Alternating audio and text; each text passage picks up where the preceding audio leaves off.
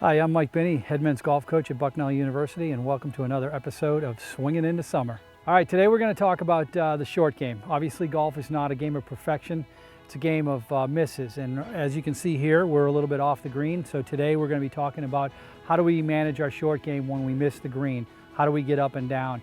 And how do we do that effectively and with the least amount of strokes possible? So the shot we're going to talk about today is just a short chip shot, about 15 yards.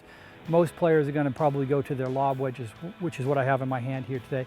It's a fairly easy shot, but has a higher risk of messing up. And what I mean by that is maybe blading it a little bit long, maybe leaving it here in the fringe. So what I want to talk about today is some other ways about attacking that kind of shot. And what I've got here is some other clubs between my pitching wedge and my 8-iron.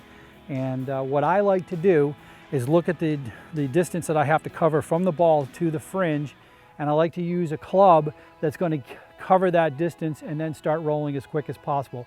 And what I'm trying to do is actually get the ball rolling like a putt. The faster you can turn it into a putt, the easier shot it is to get the ball close. Originally I was going to use a lob wedge, and I'm just going to do a quick shot here to the pin and see what happens. You can see I bladed that a little bit, knocked it about 6-8 feet past, and so one other option I might look at is possibly a 9-iron. And the idea with taking a less lofted club is you want to get it on the ground a little bit sooner and a little bit smoother to get it to the closer to the flag.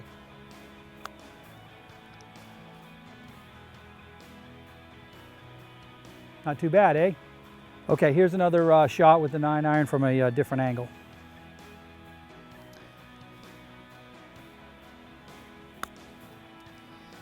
As you can see, I didn't have much wrist break in my shot. All I did was just bump it up onto the green and let it roll to the flag stick. And look, I've got a 1-footer and a 3-footer, much easier up and down than say a 7 or 8 foot or 10-foot downhill curler, if you will.